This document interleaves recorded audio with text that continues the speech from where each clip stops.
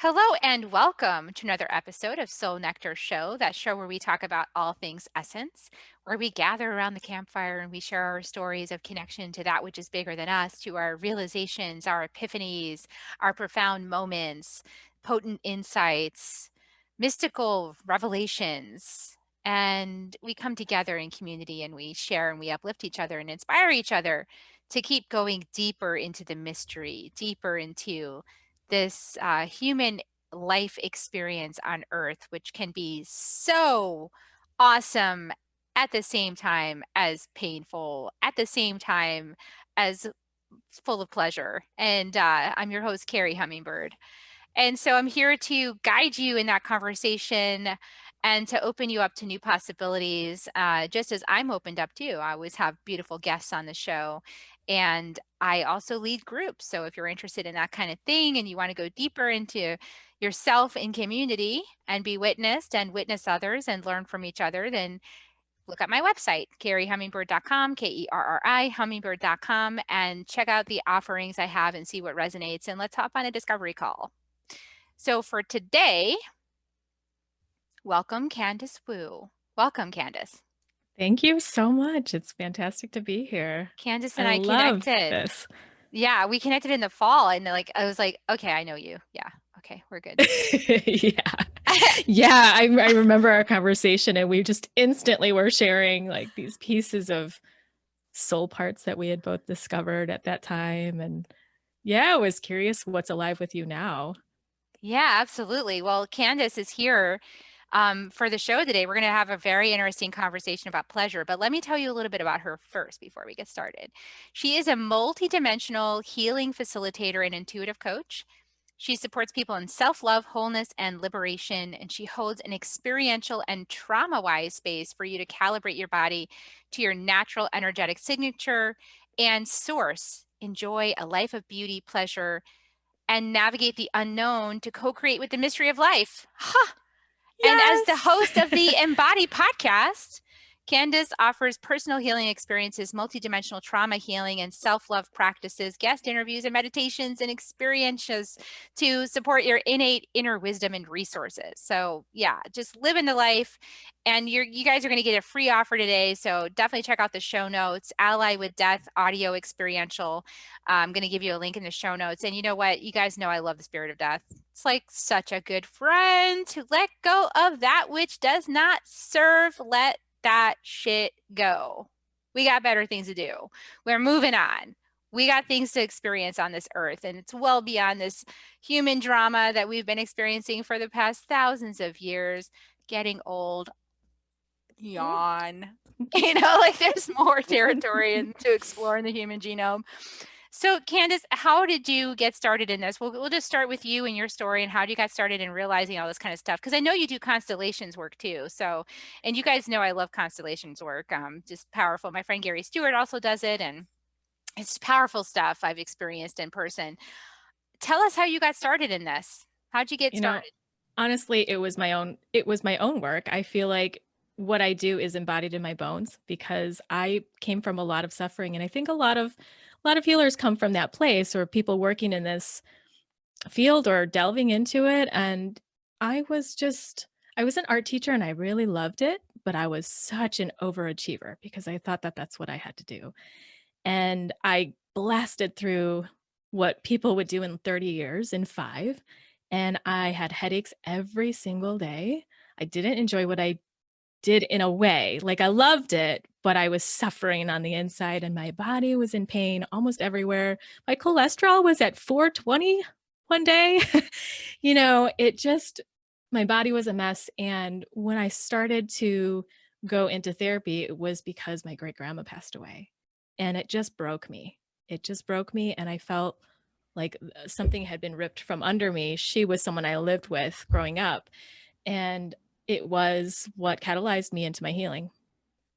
And so when I started therapy, I found an embodied practice, EMDR, that just completely helped me transform things, and slowly things just started peeling open from there. It was like I'd have these spiritual moments with myself where I felt like I was in sync with that mystery or the oneness or the unknown, that and okay with it.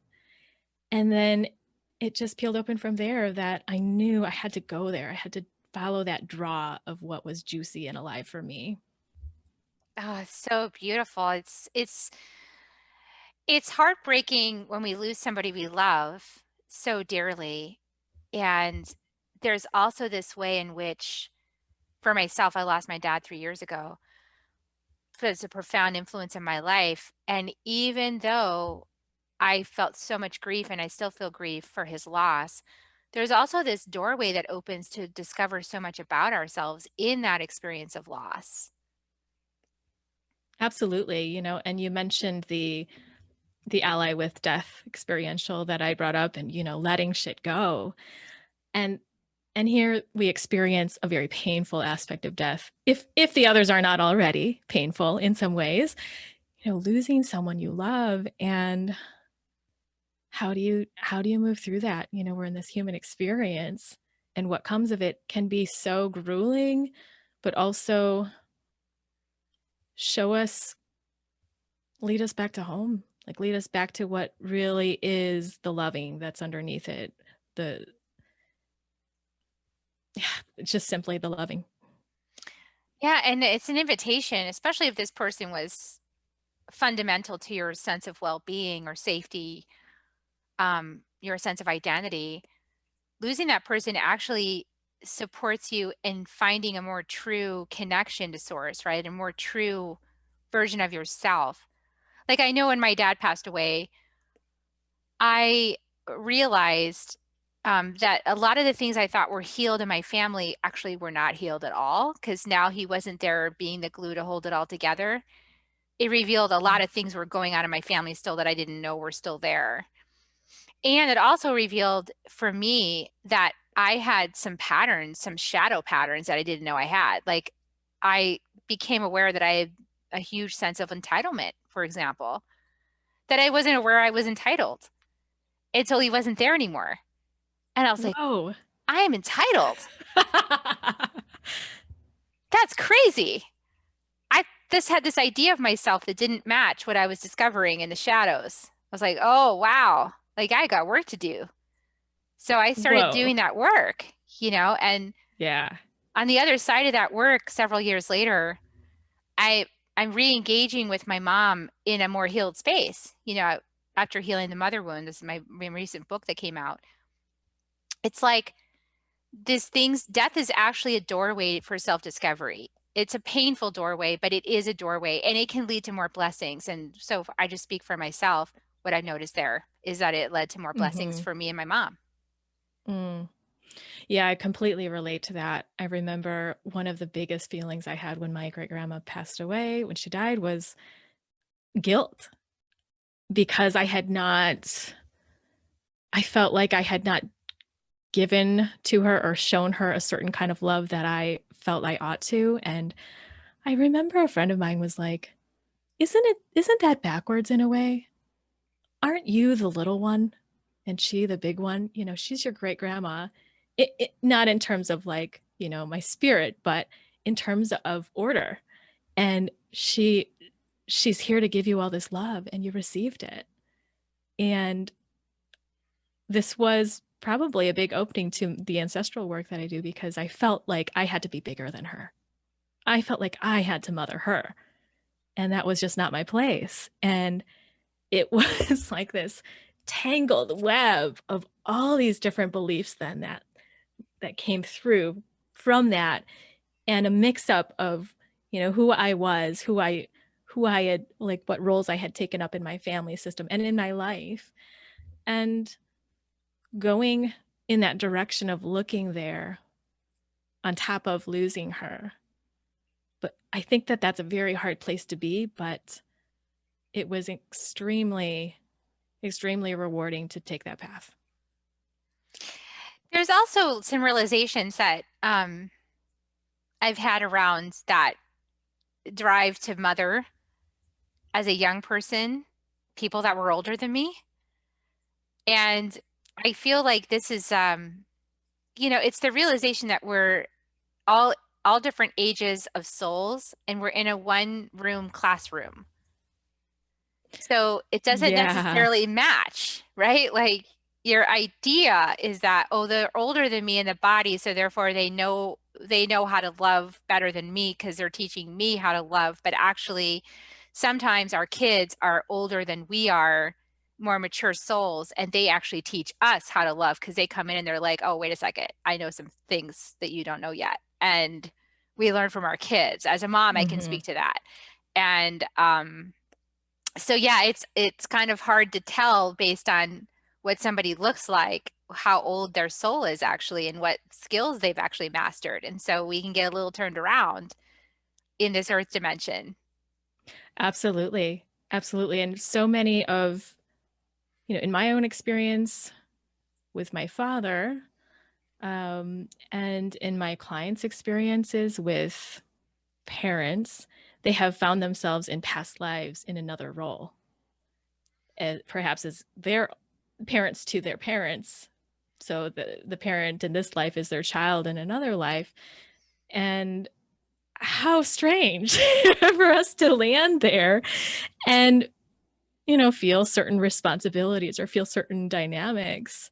And then there is just something so strong to the pull of this human, this now experience that you came in this position, maybe to balance it out, or maybe to learn something new. But, you're speaking to these layers of soul time, like time, why wisdom through the soul and position in the family, perhaps, and how it all collides.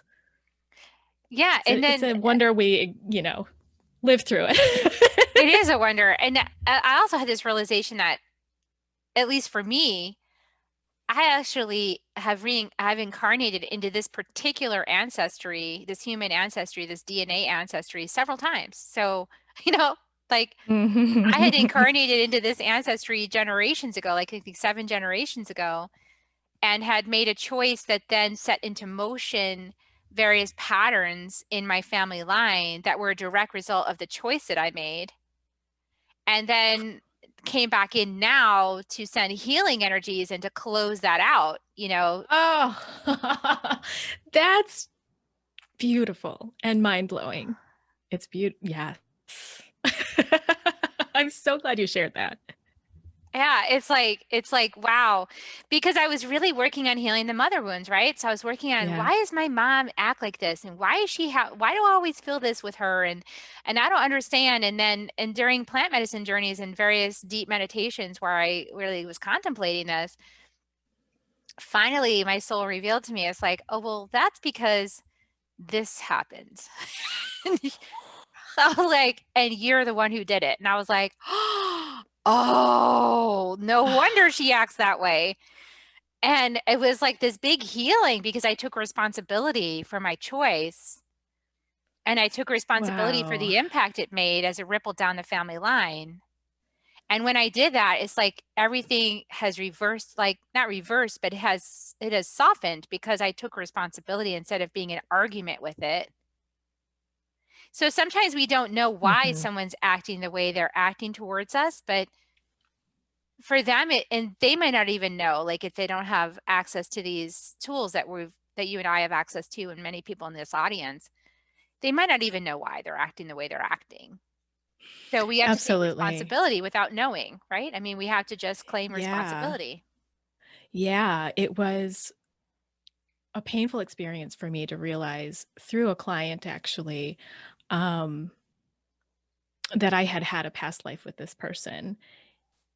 And I won't go into detail as to what happened between us, but it was like this abrupt moment where they said, "I'm no longer gonna work with you, and here's why." And it was just I could see where it came from in the relationship, like a piece. So it's always these pieces, sorting them out in my experience. And then it felt like, "Whoa, wait a minute, there's a whole lot extra here. Where is it coming from?" And when I tuned into it, it just blew my mind that actually that's what related to my father and my father's wife, who I had had a falling out with a couple of years back, where I just felt betrayed by my father in a way, like he chose her, and she kinda, like, pointed at me and said, "You're so selfish," and in a Chinese family, that's, like, the worst thing you can say. And here's just after I'm having a very light conversation, what I think is light conversation with my father about how people have emotions, kind of one of our regular conversations. You know, Yeah. "Dad, sometimes people have emotions." And so she comes blasting at me, and it just kind of put all the pieces together for me because what came to me was that this client was involved in this situation and had witnessed where I persecuted my father, who was not my father in that life, but a friend. I persecuted him by blaming him for something that wasn't even his fault. And I knew what there was at stake for me and covered it up. So I lied, blamed my father, which was a friend at the time, and his wife was there too and was deeply hurt by it. And so I just when that blasted me, it was like, "Oh, my whole life makes sense." And maybe, you know, he will never may I don't know if he'll ever access that information, certainly probably not in this life because he's just not interested. I don't know, but it definitely gave me a lot of compassion, and I had to take up a lot of responsibility being the one that was on that side of things, the persecutor, the person lying, the person doing some harm, which was uncommon for me to experience. Absolutely. So these are really interesting pathways because we're getting the chance to clear so much karma now from our past lives. We're getting the heightened awareness, like the eagle eye perspective. We're getting these tools, working with the Akashic records and the constellations healings and energy medicine. We have all these tools now to sort of tie up loose ends, right? Like of everything that's been up until Mhm. now, because we're kind of clearing the information I have anyway, and I express in the second wave book is that we're closing the book of fate. Like that whole Yes. time was a time where we got to experience the effect of karma and the effect of deep, dark, dense, shadowy patterns. And now we're heading into a whole new experience. We're heading into greater self mastery. We're heading into more conscious languaging, a realization, a conscious awareness of the things in motion, right? So we're just Mhm. we're up leveling to a different frequency, and the planet herself is up leveling to another frequency. So a lot of the low vibrational patterns that have been on the planet up until now aren't going to be supported anymore. So we're not going to be in a dense vibratory pattern where murder is possible. Like we're just stepping out of that space. So, you know, we are now entering a space of pleasure, right? So we've been in a space of a lot of intense pain. And not to say that we won't have any pain anymore, but I feel like we're shifting our focus as a species into how does pleasure help us as well. We've learned a lot from pain, Mhm. and what can we learn from pleasure? You know, it's interesting this conversation, like the bridge. I love what you described. And what popped into my head was the saying that people have, which I love deconstructing these things. You can't have pleasure without pain. And it's like, well, yes, you can. You actually can. Yes, just simply you can. And that's something for a long time I couldn't feel that that was true.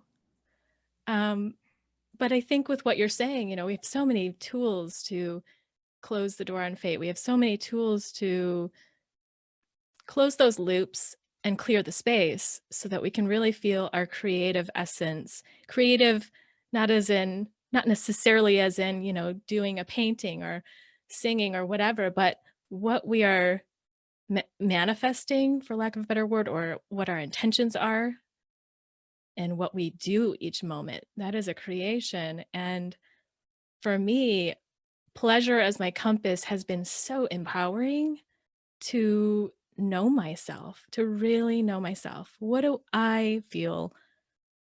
What do I want? What makes me feel pleasure? What gives me pleasure in any direction? And to shed those ideas of that I can't have that or that there are people suffering so I can't have that. That's a big one. that I get from people around me and have worked through myself and still work through pieces. But we have all these ideas that we can't have pleasure. Yeah, like I so resonate with what you said about, well, other people aren't happy, so how can I be happy? I'm connected to people who are, I mean, I've been watching like a few different people, in particular this one couple on social media sharing, and the guy's a photographer, so he does this beautiful photography. So he's sharing pictures of his life with his new wife and with his little baby, and the space that they're in. I think they're in Bali, so it's like it's this gorgeous, like what you would imagine like a paradise would be. And he's regularly showing these pictures, like just circulating. He showed pictures of the birth. He showed these. I mean, just it's so romantically gorgeous. Like it's just like a dream life. And I sat back, kind of like, this is some bullshit. Like I sat back in total judgment. Like, this is BS. This is just giving people a false idea. This is encouraging people to avoid their shadows. This is just, spiritual bypassing. This is such a schmear, false BS. Like I've totally sat back in judgment. And then I started looking at my Gene Keys chart, and I found I have this shadow of seriousness. And it flipped the tables on me, because in the seriousness Gene Key, it goes from seriousness to delight, along the path of delight to ecstasy. And as I started thinking about that, I remembered that actually what tore my whole life apart, actually my former marriage, everything, was the fact that I discovered ecstasy. I discovered the orgasm. I discovered I thought I was having them the whole time for 20 years, and I realized, oh crap, that was not orgasm. Like, oh, that's what it That's a big is. wake up. Oh my goodness. Hello. Hello. Hello, orgasm. Nice to meet you. You are my new Seriously. best friend. And I discovered this experience, this ecstatic body experience, that I could actually reproduce it reliably. And I found ways of doing that, with tools and things like that. I could reproduce this experience, and I could feel like and I had never felt this before in my body. I was always so serious about everything. And everything was dense and heavy and stuck and serious and, ooh, like Or you're trying to painful. have an orgasm, or you're hoping for one, and there's someone in the corner of your psyche going, "Oh, you think you're gonna enjoy that?" Yeah. Just like you're sitting with that man. It's just what I pictured in my head. I mean, it's just, and I never knew that experience was possible until my friend Mm. invited me to some slumber party, and I got over myself and I went. So now that I'm looking at that, because I had judgment for that too, right? So because I cheated, Mhm. right? So after that all happened, because I had this period of time where it was just like wild and crazy, and I was enjoying my body. I was like, wow, how many ways can this happen? It was like my new inquiry.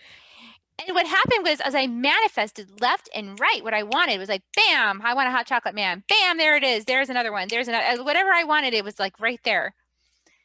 And then I got on my spiritual path,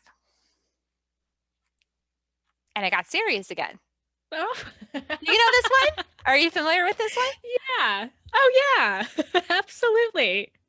And it got Absolutely. serious again. You dive into the deep end again. And sometimes we need to see something there, and sometimes we need to see that we dove back in again. But it's actually like, it's a thing. Like, it's a pattern. And Mhm. and my mentor warned me about this. She said it was a spiritual judge. Because I did, from my new lens, right?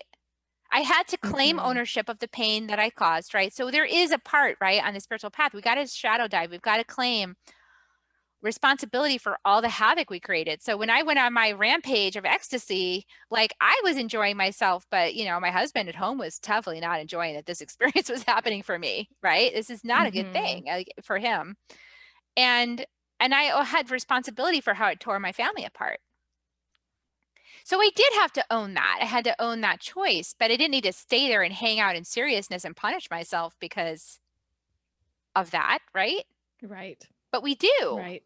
We do. We do in ways that we don't even know we're doing it. I can't even name an example because I feel like it's happening all the time. You know, recently I got in 3 car accidents in 24 hours, Wow. and they were all very minor. Like the first one, you could hardly call the first one a car accident, but I drove into a curb in the parking lot like on accident. It was a little too close, flat tire. The other one was a slight rear end, my fault. Other one was someone hit me on the side. And I just the first question I had, because it's been on my mind, is, "Am I punishing myself or something?" Like, what? And I could backtrack a little bit and see that I had had an amazing experience with a romantic partner 2 days before that. And I was like, "What is that about?" And it unfolded to a lot of different pieces. There was a part of me that was really dissociated. So, yeah, here I am driving around with some dissociation. And yeah, of course, I didn't see this all happen, but it was like, why? And it turns out I wasn't really punishing myself for the pleasure, but I think if we really, there are layers. What I'm finding is there are layers to the pieces we're acting upon. And one layer was the dissociation that was related to my fear of abandonment in this situation, which is related to my entire existence, beyond this life. Oh, I have always been working with it. Hopefully, it's much less now. And then if you get really, really far down into the energy of it, it's really like, do I feel like I'm worthy of this pleasure? Mm. And am I completely worthy of it right now? And in the next moment, and then in the next moment, where I don't have to grab it on so tightly and anchor myself to it and attach and say, this needs to last. So it's just happening all the time. It is. It's a thing.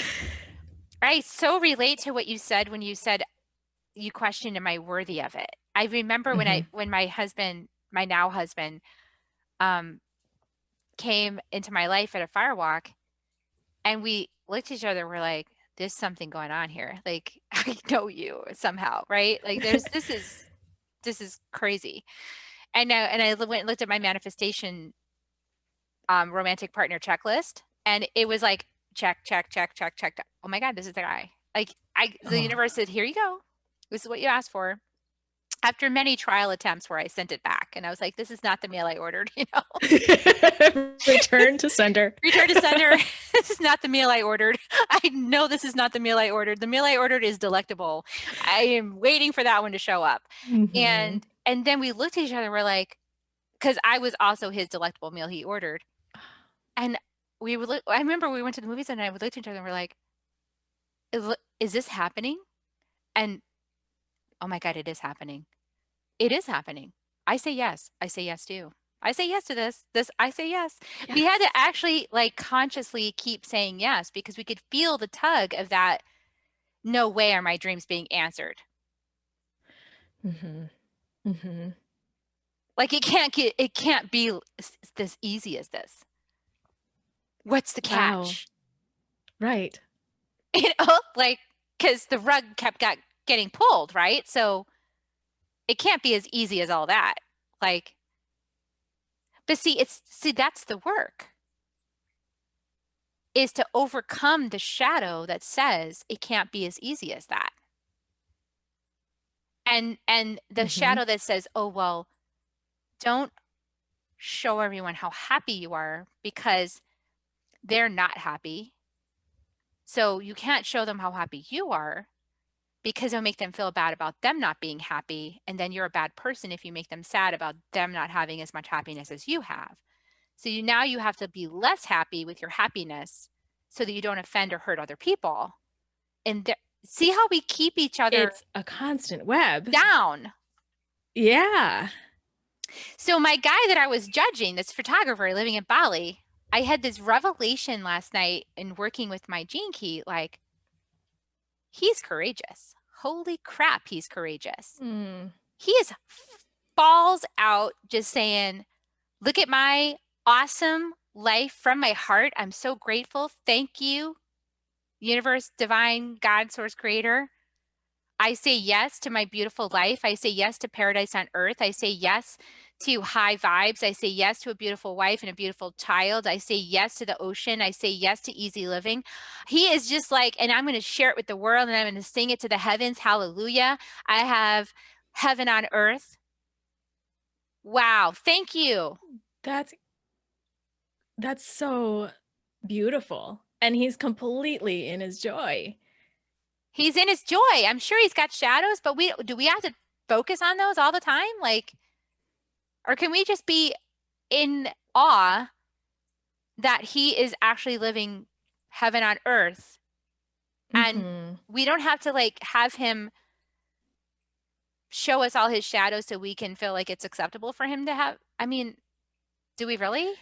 Right? It's such an example of how we can actually the possibility that we can actually be in ease, joy, and that kind of bold loving while there are some shitty things going on in the world or around us or in our own lives. Like, we can focus there and we can create that moment of joy.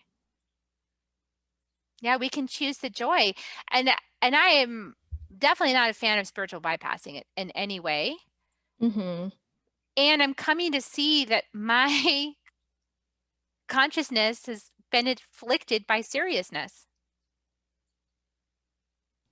Yeah, you and me both, completely.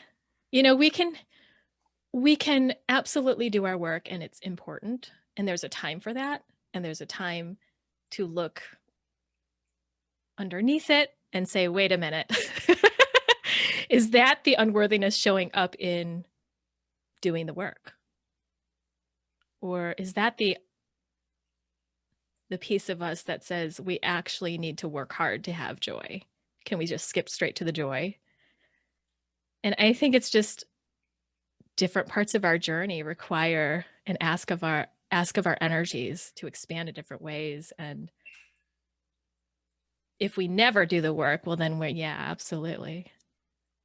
And Very I spiritual feel like bypass. in this Mhm. space, right? Like for example, in Austin here, and this is going to go out a little bit later, but um we had a winter storm and there's there's about 4 or 5 times as many homeless people here since COVID than there was before, right? And we have a Mhm. warm climate normally.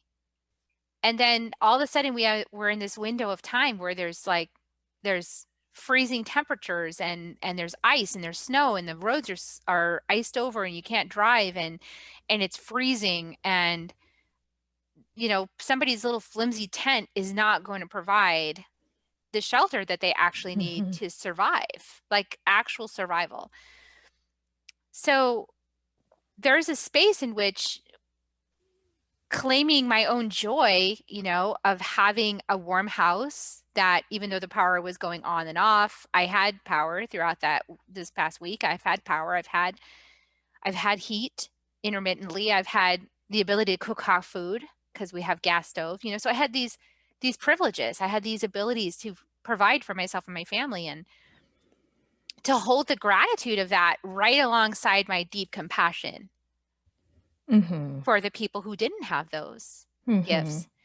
And to not pity them, not to see them as less than or somehow they did something to get it that way. It's their, they must have done something wrong. Like that whole mentality Mhm. is like, no, they're just for whatever reason, and I wouldn't know what those reasons are, they're having that experience right now. And I'm having this experience right now. And we're both having experiences side by side that look really different. One's really painful and one's pretty pleasurous, like I don't even know Mhm. if that's a word, Pleasurous. but can you let yourself have the pleasure if somebody else is in pain and also empathize with their pain that they're experiencing right now? Can it all be true at the same time? Yeah. Yeah. Absolutely. There's a big container when you have both together. But if you're supposed to hold down the ecstasy for the planet and you hold back your ecstasy because of feeling bad for somebody else and you bring yourself down into the low vibration of seriousness, are you really serving as a light worker? If your vibe is like, if you know you need to work through your shadows in honesty, right? It's not a, but like a genuine ecstasy, like having trudged through the shadows and really claimed it, but that genuine ecstasy, doesn't the planet need that vibration in order to lift? It absolutely does. And I think going back to what you shared, I think that's where people really struggle, right? How do I look at that person who may be on the streets and then go and turn towards my life and be okay with that? And I think there's a couple of pieces to that just on a practical level. If you want to do something, do it. If that feels good, do it. And you don't have to have a reason. Just do it. If that's your way to love or that's, your way to take some action. And do what, have the gratitude for your own life. Do both, as you said, but also, where you said to not take pity on them, that you're not taking pity on them. I think that's a huge piece. I think that, we all know shadow work in that vein. When we see someone and we put our ideas on what they're doing, who they are, what they're feeling even. We don't know what they're experiencing, and even if they express it to us in a certain way, we don't know why, as you said, they're experiencing that. And I know that I have been in the pits. And when people have seen me in that place without the pity, I've been able to see myself. So that helps lift me. It helps me see what's going on, and that there's that awareness there that says, oh, what I'm experiencing is not me. And I can do something different. Not that people out on the streets or whoever it is that we're talking about that we witness need to do anything different. But to really honor that we see them and that we have no idea what they're learning perhaps, or what they're choosing this for, or maybe they're not choosing it. However they see it is their free autonomous way to be in this life. And when we bring the word freedom in, I know there's that can complicate things because that's coming from a deeper place of spiritual freedom, liberation, and sovereignty. And then we have all these layers of living in this collective, with these governments and institutions and systems that we have. So when I've been in the pits and I've seen myself, I've discovered those places of the beliefs and the ways of being that I was living right out, right there. Not that it was my fault, not that, I should condemn myself or punish myself, but whoa, there it was. I get to see how I created again. And and what if it gave us an opportunity? Like for me, I realized it gave me an opportunity to be more prepared. Like I was not prepared to serve. I did not have like emergency blankets or a plan or four-wheel drive or anything. Because that's never happened in Texas. Like it's 100 years ago, it might have snowed like that, but this was unplanned. It gave me an opportunity to see where else am I not planned? How have I not prepared myself to Mm, be present with what might call my heart forth? Like my heart was very called forth to support people through that challenge. And I found myself ill equipped to do so. I didn't have any of the tools or anything I needed in order to do that. And then somebody else was more prepared. So then it gave me an opportunity to support what they were doing. They actually put people up in hotels. So they were doing a fundraiser, and they asked for people to support, give money to put the homeless into hotels. And I was like, so I gave some, I've had good prosperity. So I gave some prosperity to support that. And then I shared it out because I'm a messenger. So I used my gifts. I was like, God, what is there for me to do? And I'm a messenger. So I was like, okay, I'm supposed to send the message. So I sent the message out, and then I've watched their numbers climb. I'm sure I'm not the only one sending the message out. There's lots of us sending the message out, but I've watched their expectations to raise money climb from $25,000 to $90,000 now, and they're on the verge to getting that. So Sweet. just like, and this money will support the homeless people like in Austin, well beyond, I'm sure it's still rising today.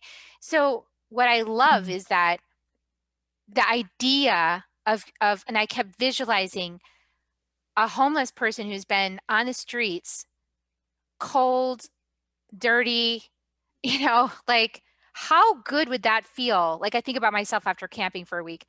How good would that feel to get a hot shower, clean towels, clean sheets, dry place, warm, civilized, to just regroup. Absolutely. Just regroup, like, and figure out Just what am have a I breather. doing? Like get out of the survival and just be like, and what a gift to feel, to experience being held, that there were actually, you're safe. We actually, the collective, we see you, we see that you're going through something. We're here for you. It's Like, beautiful. what a huge gift to It's receive that. huge. It's so huge. I think, speaking to pleasure, I think this is one of the big things that helped me with pleasure is just noticing the very basics, the very simple things that give me pleasure, like drinking a cup of warm water. I like that. A lot of people don't. I'm Chinese. Sleeping in my warm bed, if you have things that you do appreciate, these smaller things, and I say smaller, and then I think, no, they're not small at all because they give us that very foundational feeling of feeling safe and taken care of. And I just, I see your breath in this moment. And that's exactly how I feel when I really tune into it and let my body take it in and slow down to let my body take it in and integrate it for longer. A lot of the things that I obsess over or somehow get myself in suffering mode over just start to wash away a little bit when I realize, oh, these are the important things. Being in connection with my family for me is an important thing and it's here. And so I know it's probably something people talk about a lot, but I cannot reiterate it too much, I feel like, because we tend to overlook those things and just go for the other things and look where there's lack in the other things. And also, I love horses. I don't know if you know that, Carrie. No. One of the biggest things I love about horses is they just take their pleasure. They just do it. You come up and you have a carrot. And if they come up to you, and they're like, more, more. So they'll take as much as they can. They're not afraid of it. They'll look, they'll sniff you out. Kind of makes me chuckle. And then if they're done and they just walk away. There's no thank you. They don't owe me. I can ask something of them. They might be happier to do it, but they don't owe me a thing. And they know it and they just walk away and they do the thing that they want to do. And it just is such a beautiful example for me because it's crisp in terms of their congruence. To me, unless the horse is really traumatized or like been very conditioned in a certain way, they're just showing me all the time how to have pleasure, how to take it, and how to Not get just twisted enjoy up the in yummy so many grass. stories about it, right? Like, Yeah, it's simple. There's grass over there. I well, like I'll that. take that carrot, but like, let me just make sure everybody else has had a carrot first before I take the carrot that the universe is offering me in this moment. Let me just make sure that everybody's had one. It's like, Right? are Well, I you don't know if really I can have that responsible? carrot. I mean, I remember one time I had this conversation with one of my healers, John Rasmussen, and he said, Carrie, you're spending a lot of energy trying to do the universe's job by making sure everybody's like even Steven and 50-50 and all this. He's like, that's a lot of work. He said, you know what you're Mhm. missing in order to do that calculation? And I said, no. He said, all the thousands of lifetimes that the universe has already calculated exactly what needs to happen for you right now and exactly what needs to happen for Candice and exactly what needs to happen for everybody else in your life. you're missing all that data. You don't actually have that. So it's kind of pointless for you to be deciding Mm. what's fair. Mhm. I definitely had that too, and it's been a big piece of my working with pleasure because, yeah, I felt responsible for the whole planet, for the universe. Like, who I am that big? I don't know. I'm not that big, and It's a little it's actually a self-glorifying, relief. isn't it? It's like Very. It it's maybe touching to that inflated. entitlement piece you were talking about, like, definitely had that, entitled, thinking that for me, it was thinking that I am or needing to feel like I'm better in a certain way, and that I had something to offer, and that I was valuable, and that I was worthy, therefore. And I think that's the tricky thing. Some people listening might be thinking this about pleasure is that what we find pleasurable can have its layers too. And so we might find, well, no, I want to do that. I want to save the planet or whatever. And it's like, okay, let's look at that. And that may be very true, to the person. It's not for me to say, but it's definitely been a sorting process for me. Is that pleasure because then I get something out of it that I'm dependent on something outside of me to get? And I think this is the route. Is that the survival mode and pattern? Or is it just, I want to do it because this feels complete, that I do it right now? And that's it. Like, or it serves that deeper something that is just out of love, the love for it or the presence of it. And if am I taking an action? This is what was facing me with the homeless, is I wanted to drive out. I wanted me specifically to drive to a homeless camp and get their names and text them to these people with the hotels and then go drive them over there. I wanted to be the one. Yeah. Feels I'm the so good. savior, you Yeah. know? And I had to look and I looked on the black ice in my neighborhood and I was like, my neighborhood has black ice. I don't have snow tires. I'm from New England. I know black ice is never something you want to drive on. Um, Probably going to be a statistic if I do this and create more problems that some other frontline worker is going to have to save me from, in addition to the homeless people. I was like, okay, this is probably not my thing to do. And I had Don't be a this, martyr right there, right? yeah, I had this humbling moment of like, you're not the savior in this moment, Carrie. How does that make you feel? And I was like, guilty, for Yeah. not for having a nice warm house and having everything. And I realized that I actually needed to focus on that, like clear that up because I did my job. And that's when I asked, like, what's for me to do then? If I'm humble and I Mhm. know that it's not for me to drive, I don't have like a 4-wheel drive truck and I don't have all the things, like that people have when they are frontline people, right? There are warrior people that are better designed for this than me. So, and they're doing it. That's the thing. They're doing it. So I don't need to be the one. Like that is Right. totally my ego that wants to be the one. I want to be the one that gets to rescue them and be like the firefighter, like and rescue them. No, like that's not my job. And so even when I made my donation, I made it anonymous because I'm like, no, you don't get credit. Uh, Mhm. Because no, because it's what a you credit. wanted was for those people to have support, It's not about and me. you got clear about that I was and making it clearing about those things me up. and my Yeah. hero complex. So I had I to totally get really that. call myself out and be like, nope, I've done what I can. Okay, what else can I do? Still feel like I want to do something. Share it on social media. I did that. Then I watched the number and I was happy watching the number go up on the donations. And then I said, okay, I'm feeling better about this. And then it was like, pray to the elements, pray to the earth. That's what you're actually good at, Carrie. Like that's a part of your thing. Okay, Mhm. I'll pray to the Pachamama. I'll pray to the guys. I'll pray to the ancestors that they find peace and comfort through this lesson and that it's graceful and easy and it doesn't have to be hard and they realize that. And, if they're willing and if they want it and for the highest good, whatever lesson's coming for them, I surrender to that. But I just send love and light and compassion. And so I did that.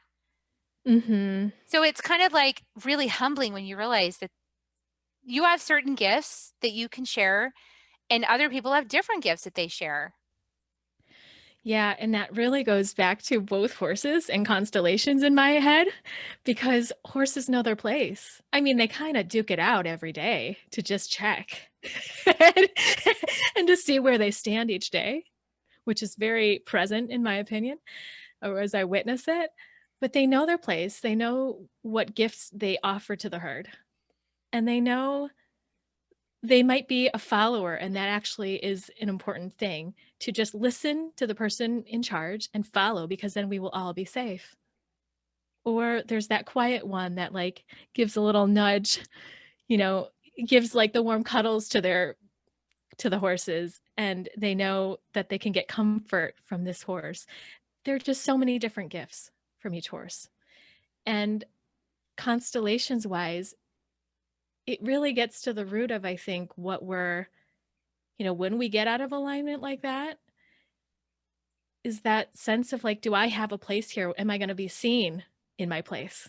Like that I took part in this? Am I going to be seen for who I am, who I want to be seen as?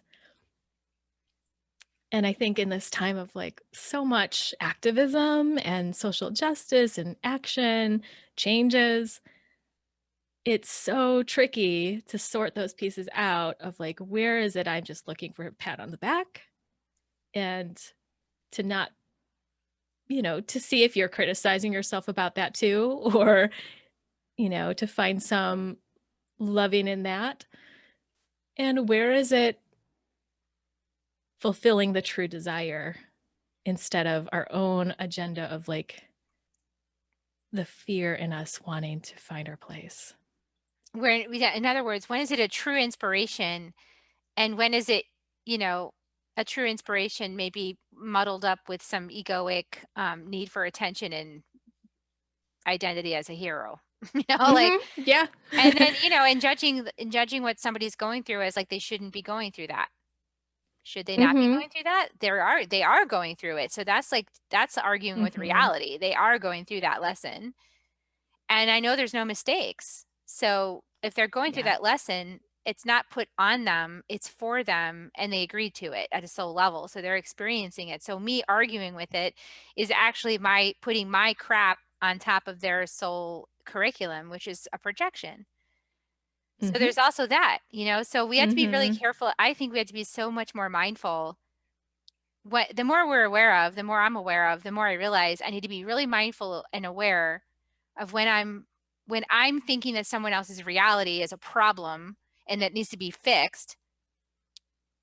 I need to probably take a look at what's my own discomfort with what they're experiencing and can I handle that within myself so that I can show up for this person to have the experience they chose to have and have a friend to go through it with. I mean, that's basically what we're Mhm. talking about is being there for each other to go through whatever we're going through without trying to judge it or blame it or shame it or anything. Just like let it be what it is. It is what it is.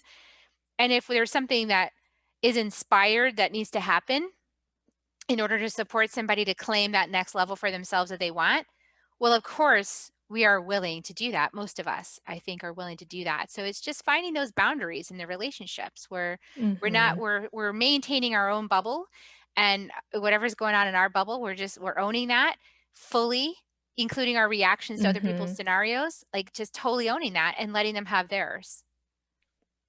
Absolutely. And I find sometimes the hardest thing is to stay aligned when it means walking away or not doing something and that actually serving.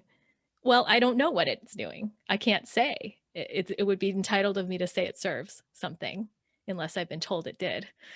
But to just stay aligned in myself and trust that that's the right thing for me and that's enough.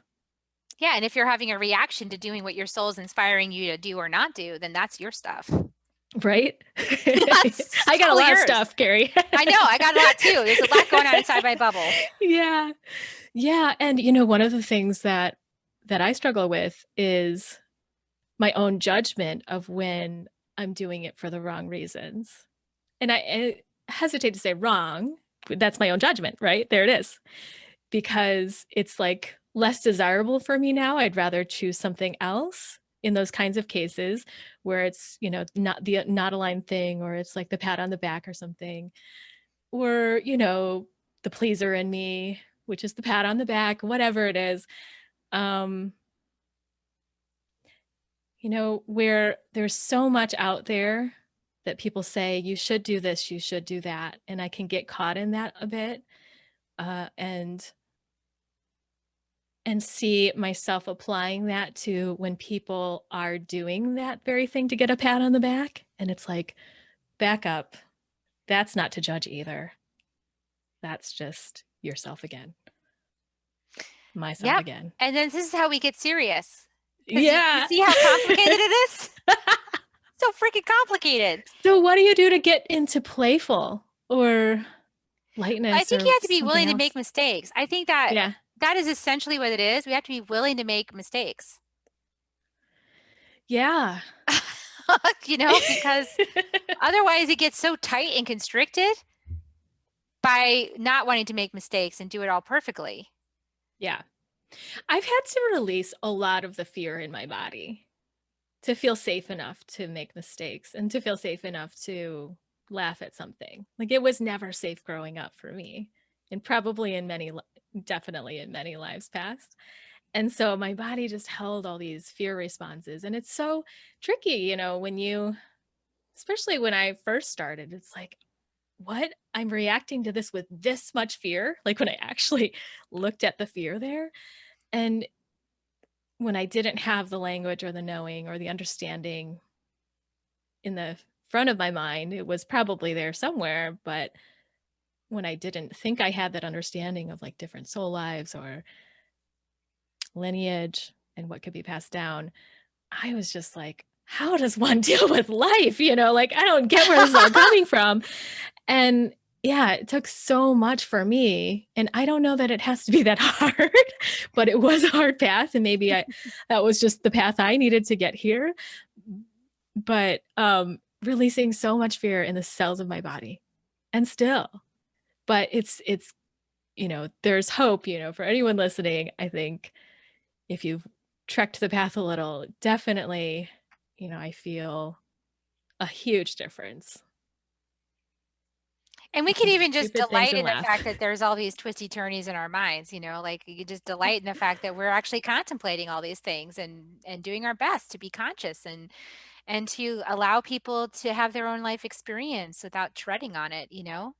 We're Yeah. doing our best. It's like that. It's the dance. It's a dance with each other. And, we're working on this new space we're moving into collectively is a space of working on relationships. So it makes perfect sense that these are the kinds of conversations we're having and that we're focused on is Mhm. how, what is relationship like? And guess what? We're not going to do it perfectly because we're just getting started with this phase and it's going to go on for probably thousands of years. So like, hey, It's give gotta be yourself some messy. grace. Yeah. It's not going to be easy. I mean, it's going to be an interesting, we're here to learn and grow. And so it's going to Yeah, take a little while to figure this thing out. So it's a for puzzle. sure. For sure. Yeah, and I wanna just go back to pleasure as the compass, because Yeah. even in relationship, I think we have the coding in ourselves to just follow that, just like a horse knows, like, I like carrots. That's it. There's no debate about that. It's a given. I'm gonna take that carrot, even if it's not given to me sometimes. Yeah. And then if some other horse comes along and says, hey, I wanted that carrot, you say, well, that's for you to figure out. you know, Yeah. it's actually your thing why the universe didn't give you the carrot. The universe gave me the carrot and you didn't get the carrot. I'm sorry. And go figure that out. Yep. All the while they just walked away. Like, the horse just walked away anyway. It's like, sorry. Right? Yeah, absolutely. But Yeah. yeah, this, just knowing, getting in touch with our pleasure, I think is so important, because it really, lately, there's a part of me that says nothing else actually matters, because that's the guide. That's the roadmap to everything. Yeah, you can be in pleasure even as you're noticing what you're noticing that might not be what you thought you wanted. You can still be in pleasure about that. Like, oh, wow, look at that. Mhm. That's really delightful. Like, I'm actually noticing this thing. You can be Yeah. curious and delight in the exploration, right? Like, you don't have to be Yeah. arguing with reality. That's Right. one of the things I'm working on is not arguing with Arguing. reality. I love it. Well, and, like, what you're saying too is that I think, as I hear you, is pleasure doesn't just encompass the thing that feels like what we would think offhand that just feels good, like, it can be broad, and the more we expand, the more we can find pleasure in every single thing You can that live your life the seems beauty and that's really the beauty way. I feel like that's the Mhm. beauty way is to see the beauty in everything that's happening, like we talked about at the beginning, seeing the beauty in my dad's passing, you know? Do I want my dad to have died? No, hell no. Did he die? Yes. So I'm not going to argue with reality. So now what's the beauty in my dad's passing? Because there is beauty in that. For me, Mhm. if I choose to see it and I choose to claim it, there is beauty in that. And I found the gold nuggets of that, and there's more, I'm sure, Yeah. to be revealed. And in that way I'm living the beauty way rather than being in pain and torment and suffering over something I have no control over. Yeah, I think that's really giving me the sense too that actually pleasure is because we've registered it in a certain way in our minds. It's a bit of an incomplete word. For me, beauty, well, then beauty can be the same, but for me personally, beauty holds a little more wholeness in it, in the pleasure. Beauty with a capital B, that kind of thing. It's we're redefining all these words right now, Yeah, and it's going to take each of us whatever time it takes to redefine those words in a more appropriate way, and probably they're going to keep evolving. So just grace and space, I believe, grace and space for the journey, and that at least the realization that we're on that contemplation as a collective is helpful. absolutely. Yeah, grace and space. I love that. Grace and space. Well, this has Mhm. been delightful, and It has. so if people want to let go of that shit, let's see, remember you have the ally with death audio experiential from Candice. Work Yeah. with the ally of death, such a powerful ally to let go of what you don't need anymore, or to let go of, even just you could let go of the idea that it's wrong. You could let go of Yep. Yep. And, your all the definition things of beauty. You could let go of that. You could, right. And all the things you have been harboring that maybe are in the corner of the closet that you don't know about. Um, it's an audio experience, so it's to my voice and, an artist, Larry Saint Germain, playing the handpan, so it's provocative and moody, so it kinda, like, gets the energies, like, stimulated to, release things, and so if you need a process or want support through a process of that, and I love it, we're still in winter here in Michigan, as you said, this is going out later, but I think this can be used any time, especially if you feel stuck. anytime, especially if you feel stuck. Awesome. I'm going to put Yeah. the link to the show notes, in the show notes to this free offer. And I just, any last words you want to share before we wrap up? I just wanna say it's not free, there's a 25% promo, though, and you just type in Soul Nectar in the promo code, or just click on the link and it should take you right there. Uh, Thank you so much for having me, Carrie. It's been fabulous, and thank you for all of you out there listening. Your pleasure absolutely lifts other people, and it gives people another option in that moment. Awesome. That's Thank right. you. Thank you. Okay, everybody. So if you liked this episode, please like and share it out, wherever you found it, iTunes or YouTube or wherever it was. Give us a rating, give us a 5-star rating if you like. Help us to find more people, because these engines, they require so many likes, so much engagement in order to know that this is important. So if you could do that for us, that'd be awesome. And here come kisses. So if you want to join me for Give People Kisses, Candice, here they come. Sure.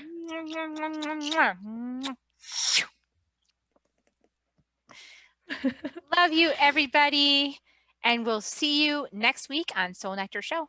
Bye for now.